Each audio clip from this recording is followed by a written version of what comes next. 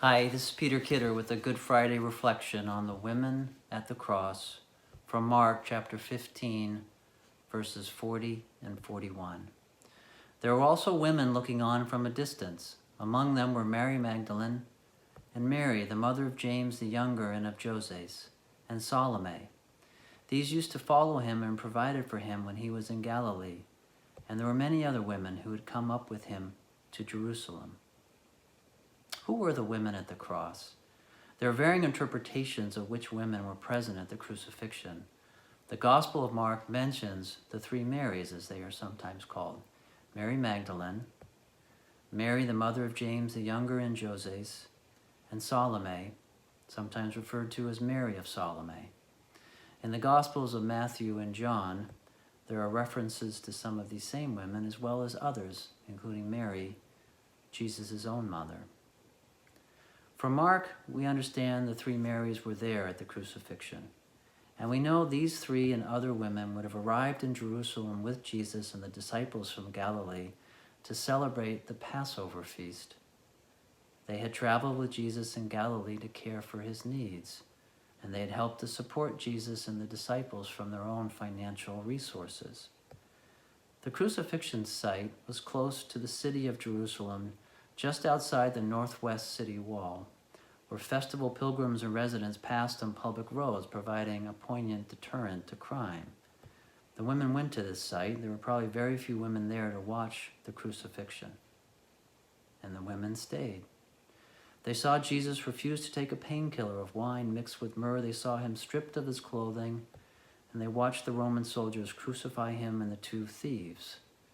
They watched the soldiers sort Jesus' clothing and other possessions into piles as compensation for their work. And the women stayed. From 9 in the morning until noon, they watched the Passover crowd file past the cross, deriding, mocking, and taunting Jesus. He saved others. He cannot save himself. Let the Messiah, the King of Israel, come down from the cross now, so that we may see and believe. Then the women stayed. At noon, when most of the Passover crowd had returned to their holiday preparation, the small group of faithful women witnessed the sky turn dark and remained that way for 3 hours. They probably huddled closely together at this point, holding one another tightly, and then moved from the back where they had been standing to be closer to the cross. They could see Jesus more clearly now. They heard his cry, my God, why have you forsaken me?" And they heard him cry out, "Father, into your hands I commit my spirit," and then watched him take his last breath. And the women stayed. They watched heaven and earth shake, roar, and rumble with grief. The curtain of the temple was torn in two. The ground shook, rocks fell, and tombs cracked. And those who had chosen to remain, the few, headed home, hearts filled with despair and grief for Sabbath preparations.